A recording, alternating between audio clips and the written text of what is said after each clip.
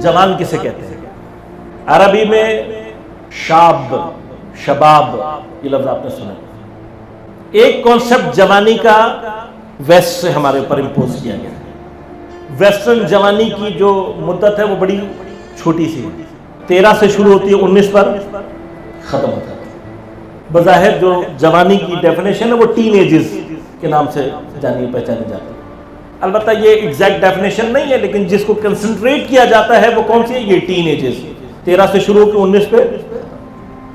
जवानी की अहम तरीन अय्याम हैं और इनमें जवानों पर काम की तरबियती एतबार से और अकायदती एतबार से काम की बेशिद्दत ज़रूरत है। ये अभास अलग है, लेकिन वेस्ट ने जो तस्वुर दिया है वो बज़ाहिर इसी टीन एज के अंदर महदूद हो जाता है।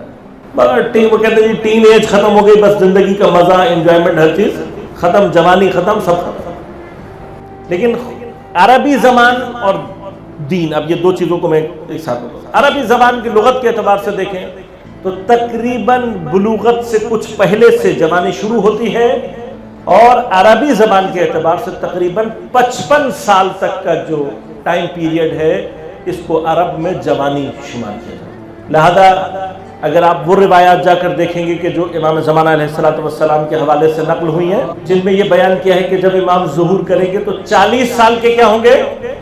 जवान का लफ्ज़। बस 40 ईयर्स के लिए जवान का लफ्ज़ इसलिए इस्तेमाल किया जा रहा है क्योंकि अरबी ज़बान में 55 साल तक की जो एज है, इसको शबाब की अगर आप डेफिनेशन उठाएंगे, एज ग्रुप, एज के हवाले से जो डेफिनेशन दी गई है वो क्या है? 55। 55 के बाद फिर बूढ़ा, शेख का लफ्ज होता है, फिर आगे कहूलत का लफ्ज है वो इस्तेमाल किया जाता है। ये लफ्जी एतबार से या आप अरब के कल्चरल एतबार से जवानी की डेफिनेशन। दीन की डेफिनेशन क्या है? दीन किसे जवान कहता है? दीन की नजर में बूढ़ा कौन है? दीन की नजर में बच्चा कौन है? और दीन की नजर में जवान। अगर अभी मैं आपके सामने वो खिलौना जो बचपन में आपका फेवरेट रहा हो वो आपके सामने रख दूं और आपसे दरखास्त करूं कि इससे खेलें, तो जवाब क्या होगा आपका? क्या जवाब होगा? क्या कहेंगे आप? आप कहेंगे मैं कोई बच्चा हूं जो इससे खेलूं। और अगर मेरे पास फर्ज करें कि उस जमाने में आपकी वीडियो हो जो कि आपके उससे इल्हमाक जाहिर कर रही हो कि आपका बचपन का फेवरेट खिलौना यही था, और मैं वो वीडियो आपके सामने चलाकर कहूं कि ये भी तो तुम ही थे जिसका फेवरेट खिलौना यही था, अब क्या हो गया? क्यों छोड़ दिया तुमने? क्यों उससे तुम्हारी मोहब्बत खत्म हो गई? क्यों ये कह रहे हो कि मैं कोई बच्चा हूं जो इससे खेल? क्या वजह है? कि खिलौना पुराना हो गया, नया ला देते, मसला नहीं है। क्या वजह है? क्यों उससे खेलने को आप बच्चेगी से, बच्चे होने से निस्बत दे रहे हैं? फलसफा कहाँ है उसका? किस चीज को आप कंसिडर कर रहे हैं? जिस चीज को आप कंसिडर कर रहे हैं वो आपकी ज़हनी बुलूगत है। बच्चगी क्या है? बच्चगी, बच्चा होना यह है इस ज़हनी एतबार से, उससे जो खेलना और उस खेल से रिलेटेड जितनी भी ज़हनी एक्टिविटी है, आज आपको समझ में आ रहा है कि वो सारी की सारी एक्टिविटी क्या थी? फजूल थी। बस एक कानून समझ में आ रहा है, जिंदगी में फजूलियात को हदफ बनाना क्या है? बच्चे।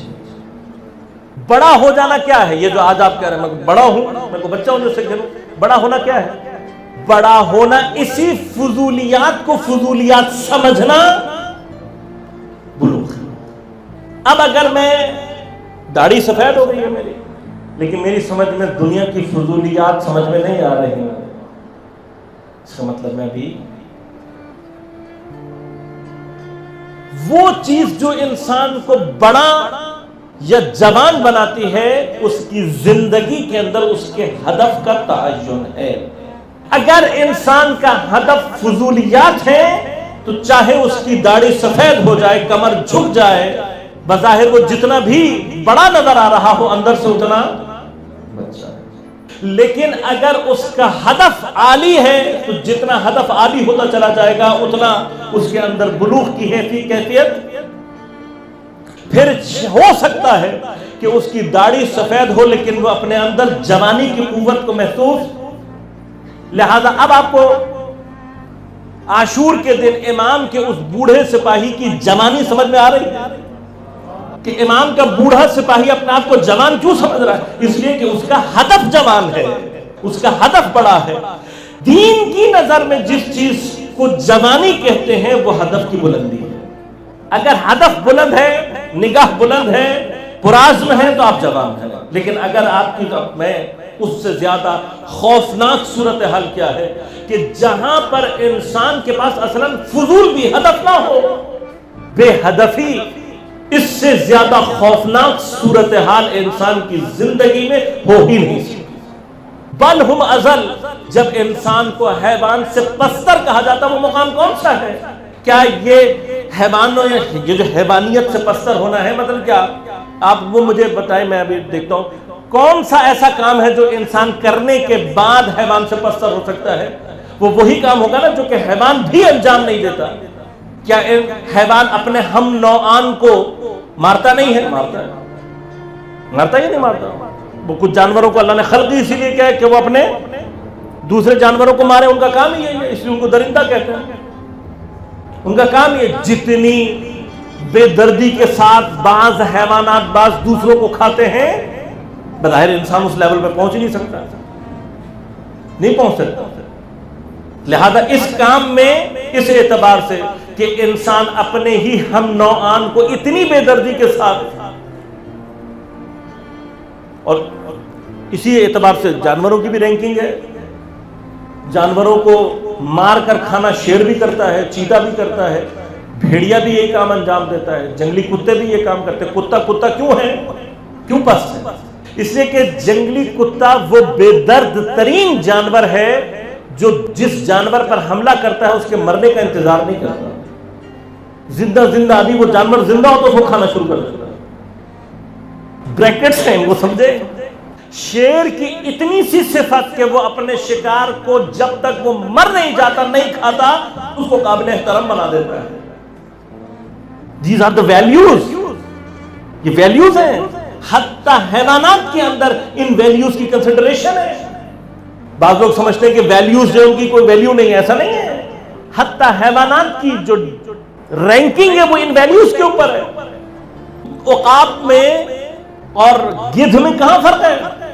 اگر میں البتہ جانوروں میں یہ کنسیڈریشن نہیں ہے لیکن ایک کنسیڈریشن کے اعتبار سے ویسے ہی جنرلی بات کر رہا ہوں، صرف حلال اور حرام کا فرق ہے۔ وہ حلال کر کے کھاتا ہے یہ حرام کر کے کھاتا ہے، ورنہ دونوں گوشت ہو رہے ہیں، دونوں کے پر بڑے ہیں، دونوں کا جثہ بڑا ہے، دونوں کی پرواز شدید ہے، لیکن دونوں میں فرق کیا ہے؟ کون سا عالم ہے جس کو علامہ اقبال کہہ رہا ہے کرگس کا جہاں اور ہے شاہی کا جہاں اور؟ کیا وہ کسی اور پلینٹ پہ اڑتا ہے؟ کسی اور پلینٹ پہ اڑتا ہے؟ کیا وہ جہان کون سا ہے؟ وہ اکرام کا جہان ہے، یہ ذلت کا جہان ہے۔ کیا چیز ہے جو اس کی پرواز کو ذلت کی اور اس کو اکرام کی پرواز؟ ہدف ہے زندگی میں، انہی ویلیوز کو کنسیڈر کرنا ہے۔ کیا چیز ہے جو انسان کو پست بنا رہی ہے؟ دوبارہ میں کہوں گا، ہم کوئی کام ایسا کر ہی نہیں سکتے عملاً کہ جو ہمیں حیوانات سے پستر بنا سکے، نہیں کر سکتے۔ نجاست کھانے میں بعض کیڑے موجود ہیں، ان سے زیادہ نجاست خور کوئی نہیں ہو سکتا۔ جانور موجود ہیں، ان سے زیادہ نجاست خور کوئی نہیں۔ خون پینے میں کیوں کنسیڈر کر لیں کسی بھی چیز، پست سے پست ترین چیز آپ تصور کریں گے اس میں حیوان موجود ہے، پست سے پست چیز حیوان موجود ہے۔ بل ہم الازل کیا چیز ہے پھر؟ کون سی چیز ہے جو انسان کو آ کر حیوان سے پستر بنا دیتی ہے؟ وہ جو جانور نجاست کھا رہا ہے اس کی نجاست کھانے میں بھی قدرت نے ایک ہدف رکھا ہوا ہے، ہدف رکھا ہوا ہے۔ یہ نجاست مثلا میں کہتا ہوں پگز جو ہیں یہ نجاست کھاتے ہیں۔ بعض کنٹریز میں ان کو رکھا ہی اسی لیے کیا گیا ہے کہ وہاں پر ٹوائلٹس کی جو سہولت ہے وہ عام نہیں ہے، اور یہ جتنا بھی فضلہ ہے گندگی ہے وہ آتے ہیں ان کو کھولتے ہیں، وہ کھاتے ہیں اور چلے جاتے ہیں، صفائی کا کام کرتے ہیں۔ حتیٰ ان کی نجاست کھانے میں بھی اس ایکو سسٹم کے اندر، اس کائنات کے نظام کے اندر اس کی کوئی نہ کوئی حیثیت ہے، اس کے کوئی نہ کوئی ہدف ہے، وہ بے ہدف نہیں ہے۔ تو کون سی چیز ہے جو انسان کو اس سے بھی زیادہ پست بنا دیتی ہے؟ اس انسان کا وجود جس کی زندگی میں ہدف موجود۔ بالغ نظر کی ڈیفینیشن کربلا کیا کرتی ہے؟ تاریخ میں کربلا کا سب سے بڑا احسان انسانیت کے اوپر یہ ہے، کربلا زندگی کو ہدف مند بنا دیتی ہے۔ اگر ہم کربلا کے دسترخوان سے ہدف مند ہو کر نہیں اٹھ رہے تو ہم سے بڑا خسر دنیا والآخرہ کوئی نہیں ہو سکتا۔ جو امام حسین کے دسترخوان تک پہنچ جائے، جو کربلا سے آشنائی پیدا کر لے اور اپنے لیے اس دسترخوان سے، اس مقام سے ہدف پیدا نہ کر سکے، اس سے زیادہ دنیا اور آخرت میں خسارہ اٹھانے والا کوئی انسان نہیں۔ کربلا کی اصل قوت ہمیں اس فضول کیفیت سے نکال کر ہدف بندی کی طرف لے جانا ہے۔ کربلا کا دوسرا بڑا کارنامہ یہ ہے کہ جو کربلا سے منسلک ہو جاتا ہے وہ کائنات کے سب سے بڑے ہدف کی طرف متوجہ ہو جاتا ہے۔ ہدف بڑا ہو جائے انسان میں بڑھاپا آ ہی نہیں ہے۔ پس کربلا میں جو حضرت علی اکبر کو جوان کہا جا رہا ہے، یہ جوان ایک ظاہری کیفیت کی بات ہے۔ اگر جناب حبیب ابن مظاہر یا مسلم ابن اوسجہ سے لے کر جناب علی اصغر علیہ السلام ان تمام کا ہدف ایک ہے، تو پھر کربلا میں حسین کے ساتھ نہ کوئی بچہ ہے نہ کوئی بوڑھا ہے۔ اور یہی اب ڈیفینیشن سیم کرنی پڑیں گی جب یہ کہا جاتا ہے کہ اصحاب القائم شاب۔ امام زمان علیہ السلام کے صحابیوں کو کیا کہا گیا؟ جوان ہوں گے۔ اب یہ جوانی، اب میں اور آپ کیا تعریف کر رہے ہیں جوان کی؟ میں اور آپ تعریف کر رہے ہیں وہ جو لغت میں معنی کیا گیا ہے۔ دین کا جوان وہ ہے جس کے پاس ہدف ہو۔ امام کا صحابی وہ بن ہی نہیں سکتا جس کی زندگی میں بے ہدفی ہو، وہ نہیں بن سکتا جس کا ہدف چھوٹا ہو۔ ہدف اپنا، اب کربلا کا کام میں نے کیا عرض کیا؟ کربلا کا کام ہی یہ ہے، نہ صرف زندگی کو ہدف مند بنانا بلکہ عالی ترین ہدف کی طرف ہمیں